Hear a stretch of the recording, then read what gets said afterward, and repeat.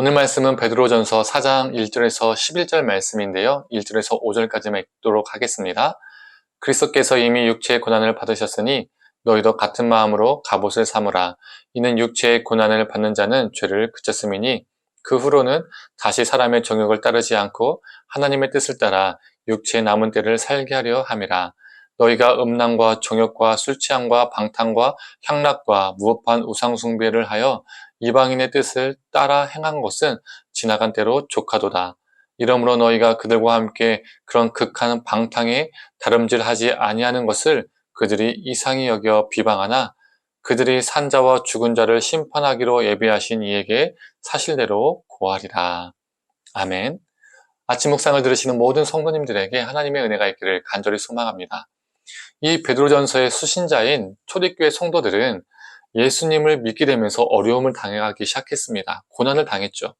오늘 본문 4절을 보면 사람들은 이 그리스도인들을, 초대교인들을 비방했습니다. 왜 그들을 비방했을까요? 얼마 전까지만 해도 자신들과 같은 생각, 같은 문화, 같은 사고를 공유하다가 갑자기 예수를 믿고 그들의 사고와 그들의 가치관과 그들의 문화와 삶이 달라진 거죠.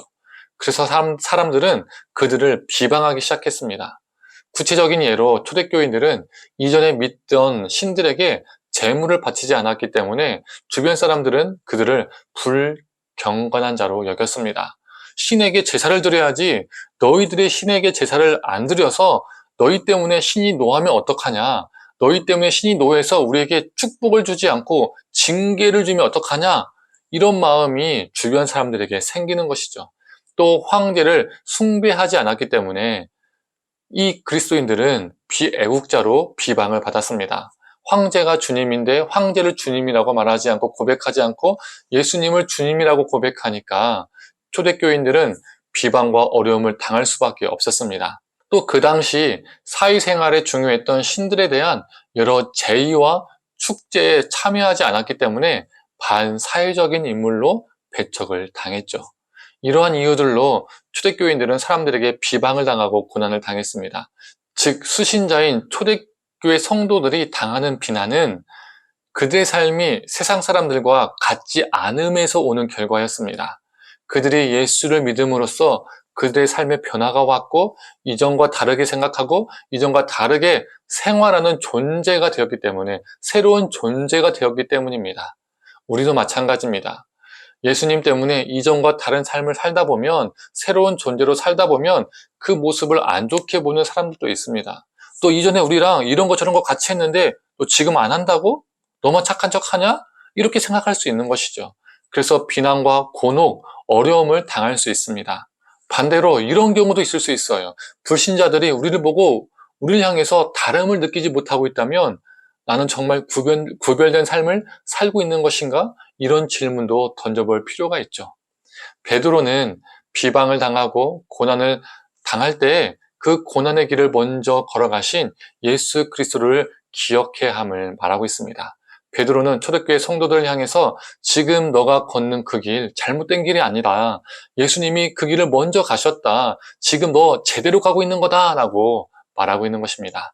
우리도 우리의 죄악 때문이 아니라 예수님 때문에 어려움과 손해를 보고 있다면, 고난을 당하고 있다면 우리도 지금 제대로 살고 있는 겁니다.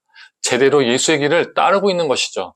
그리고 그 고난을 통해 우리는 우리를 지배하려고 하는 정욕으로부터 자유케 되고 그 고난을 통해서 진짜 중요한 것이 무엇인지 더욱더 깨닫게 되고 그 중요한 것을 붙잡게 됩니다. 2절의 말씀처럼 고난은 우리를 하나님의 뜻을 따라 살게 해주는 것이죠. 단련되고 정화되고 연단되는 것이죠. 그래서 그 고난을 통해서 하나님이 원하시는 모습으로 더욱더 서게 되는 것입니다. 그리고 베드로는 오늘 본문을 보면 믿는 자들이 고난 속에서 있을 때 행해야 할 자세에 대해서 또한 이야기합니다. 첫 번째가 근신하여 기도하라고 말하고 있습니다.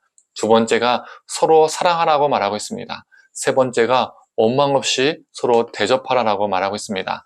네 번째가 은사 받은 대로 청지기 같이 봉사하라고 말하고 있습니다. 우리가 억울하게 비방과 비난을 받고 그로 인해서 고난을 겪게 될지라도 그 비방하는 사람들과 같아지면 안 된다라고 말하고 있는 것이죠. 똑같은 방식으로 대하면 안 됩니다. 그럴 때일수록 더 근신하고 기도로 하나님을 붙잡고 사랑하고 대접하고 섬기는 것입니다. 같은 방식으로 대응하고 해결하는 것이 아니라 하나님이 원하는 방식으로 하나님의 뜻을 이루며 사는 것입니다. 그래서 11절은 이렇게 말합니다. 만일 누가 말하려면 하나님의 말씀을 하는 것 같이 하고 누가 봉사하려면 하나님이 공급하시는 힘으로 하는 것 같이 하라.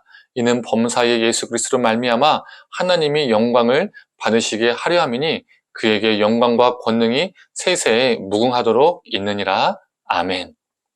세상 사람들 중에는 어려움에 처할 때 그 어려움을 극복하고 해결하기 위해서 악한 방법을, 불의한 방법을 사용해서 해결합니다. 그러나 우리 믿는 사람들은 달라야 합니다. 성도님들, 우리가 고난 가운데 있을 때 그 고난을 헤쳐나가기 위해서 하나님이 원하시고 기뻐하는 방법으로 해결하고 그 안에서 하나님의 뜻을 이루기를 간절히 원합니다. 이런 삶을 통해서 하나님이 영광 받으실 줄 믿습니다. 함께 기도하겠습니다. 하나님, 우리가 세상의 방식과 다르게 살아갈 때에 세상으로부터 비방과 비난을 겪을 수 있고 고난을 당할 수 있습니다. 그때마다 하나님, 오직 예수 그리스도를 붙잡고 하나님, 예수님이 가신 그 길을 우리가 포기하지 않고 그 길을 걸을 수 있도록 주님 붙들어 주시옵소서. 하나님, 세상의 방식으로 그 어려움과 고난을 해결하는 것이 아니라 끝까지 거룩한 방식으로 우리가 해결하고 이겨낼 수 있도록 주님 우리를 붙들어 주시옵소서. 그래서 하나님이 기뻐하시는 방법으로 우리가 이겨내고 견뎌내어서 그 모든 것이 하나님께 영광 되게 하여 주시옵소서. 감사드리며 사랑에 만나신 예수님의 이름으로 기도드립니다. 아멘.